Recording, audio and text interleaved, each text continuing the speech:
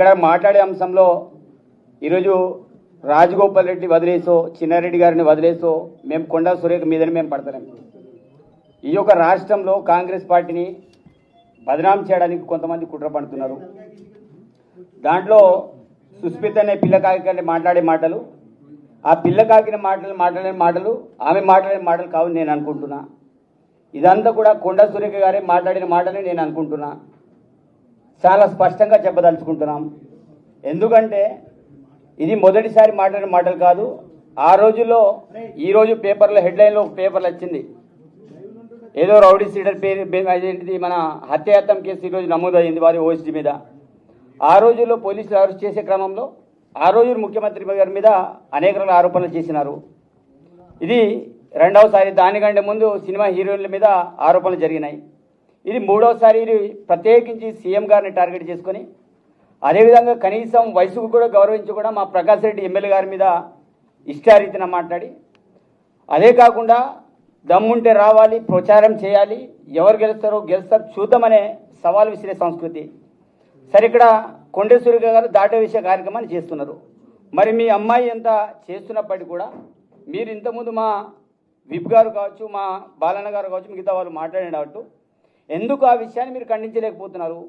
చాలా స్పష్టంగా చెప్పదలుచుకున్నాం. అందుకు ఇక్కడ కాంగ్రెస్ పార్టీ విషయంలో మీరు పచ్చ కాంగ్రెసు, అదేవిధంగా కచ్చ కాంగ్రెసు. ఇక్కడ పచ్చ కాంగ్రెస్ ఏంటిది, కచ్చ కాంగ్రెస్ ఏంటిది అందరికీ తెలిసిన విషయమే. పార్టీలు ఎవరు ఎంతమంది మారిండ్రు. ఈరోజు రాజగోపాల్ రెడ్డి మాట్లాడే మాటల విషయంలో కూడా చాలా స్పష్టంగా చెప్పి నేను చెప్తున్నా. ఇప్పుడు ఈరోజు వాళ్ళ పేరు బుట్టలేదు, డైరెక్ట్ నేను ముడుతున్నా. ఈరోజు రాజగోపాల్ రెడ్డి గారు చేసే వ్యవహారం కూడా మంచిది కాదు. చిన్నారెడ్డి గారు ఈరోజు ఈ రాష్ట్రంలో ఒక క్రమశిక్షణ కమిటీ చైర్మన్గా వ్యవహరించారు. వారు మాట్లాడే మాటలు కూడా కరెక్ట్ కాదు. ఈరోజు ఇట్లాంటి సీనియర్ నాయకులు ఇలా రోడ్డు మీద మాట్లాడినప్పుడు మాలాంటి జూనియర్, మేము ఇప్పుడిప్పుడు రాజకీయాలు వచ్చాం, మొదటిసారిలో ఎమ్మెల్యేగా నేను అయినా. వాస్తవంగా మీ యొక్క సంస్కృతి, మీ కల్చర్ చూసి మేము నేర్చుకోవాలి. ఈరోజు కాంగ్రెస్ పార్టీలో ఉంటూ కాంగ్రెస్ పార్టీలోనే ఖతం చేసే ప్రయత్నంలో వీరంతా కూడా చేస్తున్న తతంగం అంతా కూడా చూస్తున్నాం.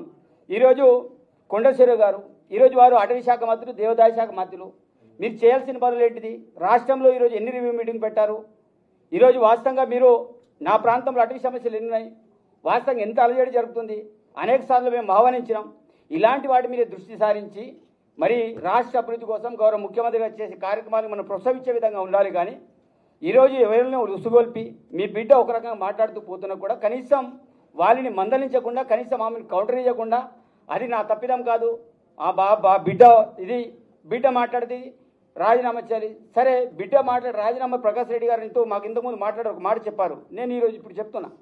ఈరోజు ప్రకాష్ రెడ్డి రాజీనామా అనేదానికంటే అమ్మని రాజీనామా చేయమని ఈరోజు ప్రకాష్ రెడ్డి నేను కూడా ఒక మాట మాట్లాడుతాను. సరే, గౌరవ పదవులు వెనుక కూర్చున్నారు. వాస్తవంగా మాకు మాట్లాడి కొంతమంది మాకు ముందు వరుసలో కూర్చోబెట్టారు. వాళ్ళు ముందు కూర్చోవాలి.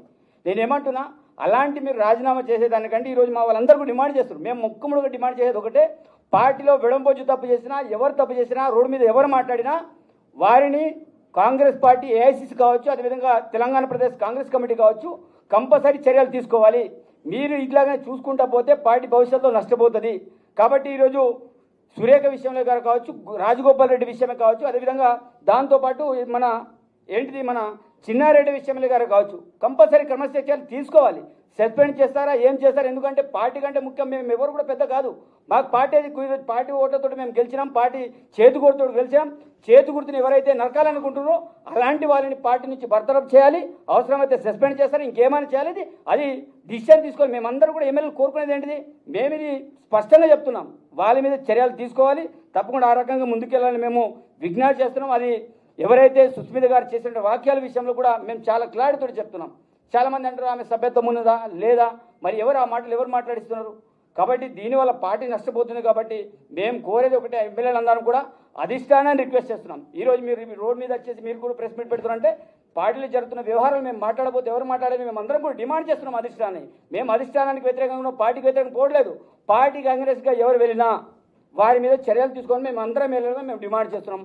ఆ రకంగా పీసీసీ కావచ్చు, ఏఎస్ కావచ్చు, నిర్ణయాలు తీసుకోవాలని కోరుకుంటున్నాం.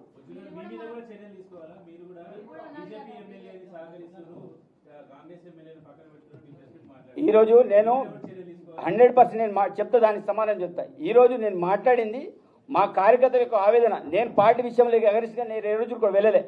ఆ రోజులో మా ప్రాంతంలో జరుగుతున్న వ్యవహారం విషయంలో నేను మాట్లాడిన తప్ప 100% నేను సోకర్ నోటీస్ నేను సమాధానం చెప్పడానికి నేను రెడీగా ఉన్నా. కాబట్టి నేను పార్టీ అగెన్స్ట్ ఎక్కడ కూడా వెళ్ళలే.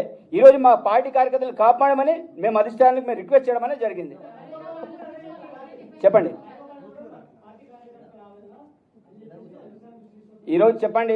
రాజగోపాల్ రెడ్డి గారు బహిరంగంగా పార్టీని నష్టపరిచే విధంగా మాట్లాడుతున్నారు. ఆ విషయం మీకు క్లారిటీ ఉండాలి.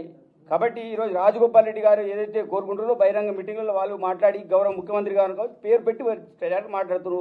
ఈరోజు మా అధిష్టానం మా ముఖ్యమంత్రి గారికి ఏదైనా ఉంటే వాళ్ళు పోయి మాట్లాడచ్చు, చెప్పచ్చు. ఈనాటి పత్రికా సోదరులకు